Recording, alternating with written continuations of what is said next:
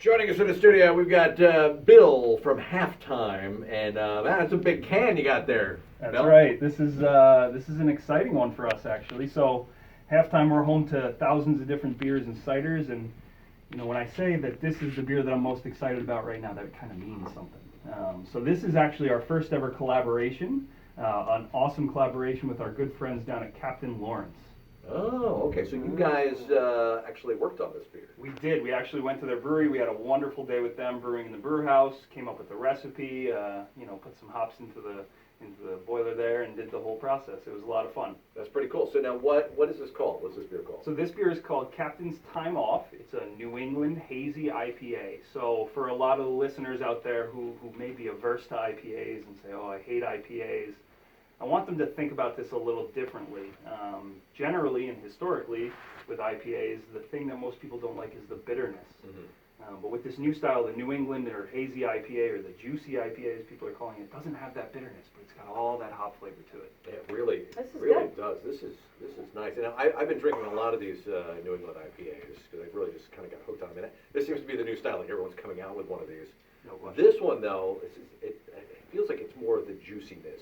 Absolutely. From this. We were really going for that tropical fruit and melon character. There's cantaloupe kind of flavor in there, and that's not actually coming from fruit. That's coming from the hops that we use. Yeah, I do taste a little bit of the cantaloupe now that you say it. Yeah. It's got a little bit of that melon to it. This is very good. You like it? This is incredible. So, how does this happen? How do you brew something like this without the bitterness and not adding fruit to the mix?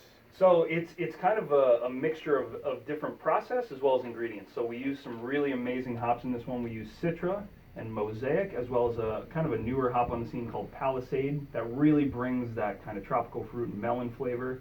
And during the brewing process, we add the hops very at the end of the brew. So if you add them early, you start to get the bitterness. If you add them at the end, you really get more of the flavor and the aroma out of it. So all those oils just kind of stay in there, right, from the hops, and they don't kind of get bitter. It's kind of like when you're putting spices in a soup or something like that. Right. If you add them towards the end, they don't get all that yucky, I guess. Technical term. Yeah.